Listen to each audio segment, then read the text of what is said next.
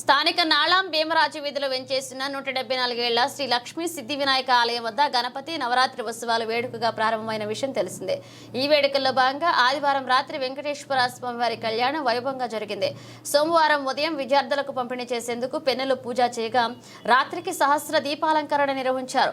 ఆయా కార్యక్రమాలకు Rajamahendravaram city MLA Adireddy శ్రీనివాస్తో పాటు భక్తులు అధిక సంఖ్యలో హాజరై స్వామివారిని దర్శించుకుని పూజలు చేశారు. కాగా 10వ తేదీ ఉదయం 10 గంటలకు మోదకార్చన, 11వ తేదీ ఉదయం 8 గంటలకు గణపతి హోమం, గరిక పూజ, అమ్మవారి కుంకుమార్చన, సాయంత్రం 6 గంటలకు గణపతి కళ్యాణం జరుగుతాయన్నారు. ఈ కార్యక్రమంలో ఆలయ కమిటీ సభ్యులు మాటూరి రంగారావు, శెట్టి జగదీష్, మాటూరి సిద్ధు, మద్ది నారాయణరావు, నల్లం ఆనంద్, బ్రింగ్మళ్ల నారాయణ, డాల్డా మురళి, కొత్త రామేష్, మోతమరి లలిత, కోపర్తి మురళి, పింకేష్ సోహన్ తదితరులు పాల్గొన్నారు.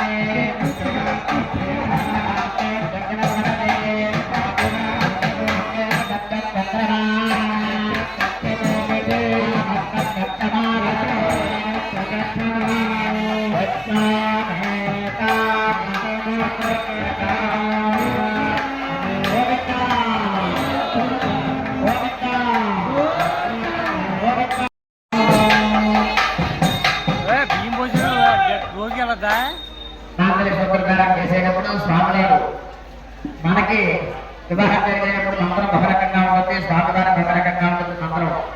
స్వామివారికి చేసేటప్పుడు మాంగళ్యం కంకరాలైన లోకరక్షణ హేతున కన్నే పత్రాన్ని సహజీవ సరళాంశకం అని చెప్తా ఉన్నాడు స్వామివారు. ఆ విధంగా స్వామికి అమ్మవారికి విన్నపం చేస్తూ శాసిస్తూ మంగళసూత్రధారణ చేశారు. అలాగే కర్మలను సమర్పించేటప్పుడు కూడా అమ్మగారికి చెప్తున్నారు స్వామి ప్రజలంతా కూడా సకల సురక్షితంగా ఉంటారు సుమా అన్నారు స్వామి. మొట్టమొదటి రెండోసారి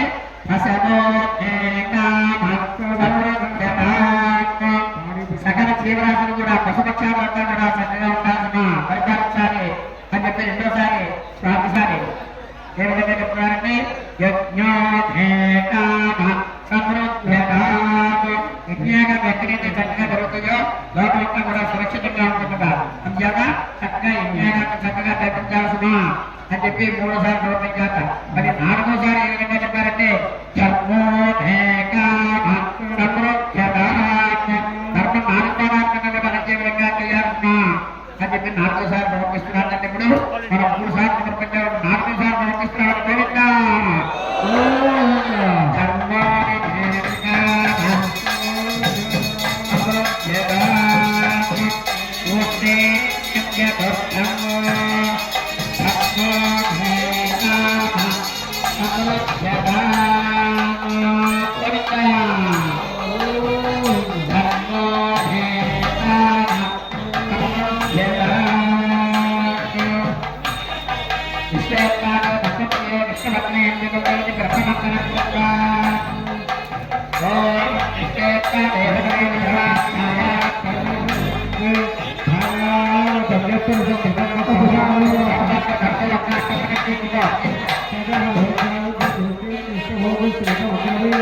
Gracias.